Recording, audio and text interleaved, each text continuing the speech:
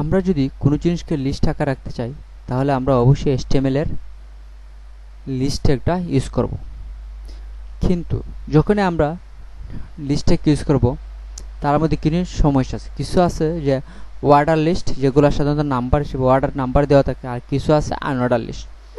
তো unorder list আমরা প্রথমে জানবো যে আনঅর্ডার লিস্ট কি। আমরা যদি ইউএল দেই, আমরা আনঅর্ডার লিস্ট দেওয়ার জন্য প্রথমে ইউএল ট্যাগের ভিতরে লিখতে হবে যে তারপর লিস্ট আইটেম আমি দিলাম যে কি দিতে পারি, যে আমি যদি কিছু স্পোর্টের নাম দিই, স্পোর্ট নাম দেওয়ার জন্য আমি যেমন ফুটবল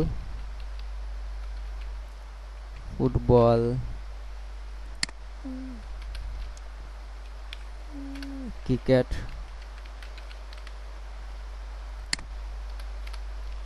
আমরা দিলাম হকি,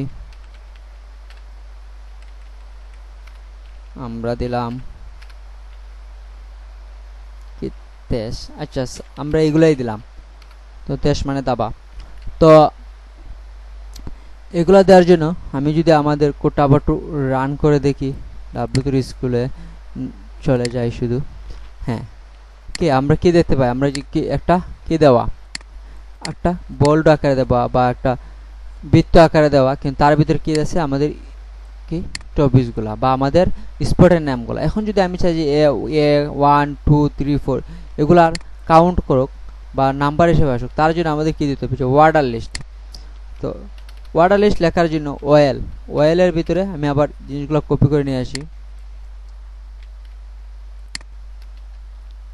কন্ট্রোল S কে অবশ্যই আমরা এগুলা কি নাম্বার আকারে দিতে পারছি। তাহলে চলুন আমরা একটু ধারণা নিয়ে আসি যে আমরা চাইলে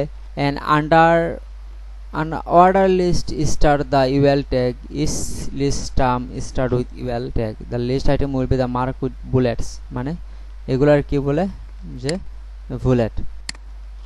এই জিনিসটা মূলত HTML। তো HTML এর আবার আরো কিছু ট্যাগ আছে যেগুলো সাধারণত লিস্টের মধ্যে ব্যবহৃত, যেমন TL ট্যাগ বলতে আমরা কি বুঝি, তারপর TD ট্যাগ।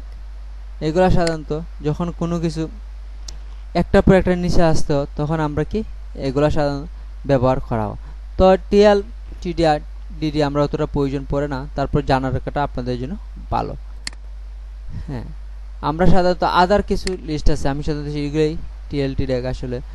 হ্যাঁ, তাহলে আমি আপনাদের বেসিক দুটি জিনিস আর দিচ্ছি, UL। তো এই যে মাস্ট এই দুটো আমাদের লাগবে, যে UL এর ভিতরে এলাই, এগুলো সাধারণত আমাদের ধর প্রয়োজন হবে যখন আমরা কোনো মেনু বার ইউজ করব, তখন এগুলো আমাদের প্রয়োজন হবে। UL ট্যাগটা আমাদের, LI ট্যাগটা আমাদের কি প্রয়োজন হবে। তো এই ছিল মোটামুটি অর্ডার লিস্ট সম্পর্কে। তো পরবর্তী সম্পর্কে HTML আরও কিছু নতুন ট্যাগ নিয়ে আলোচনা করব।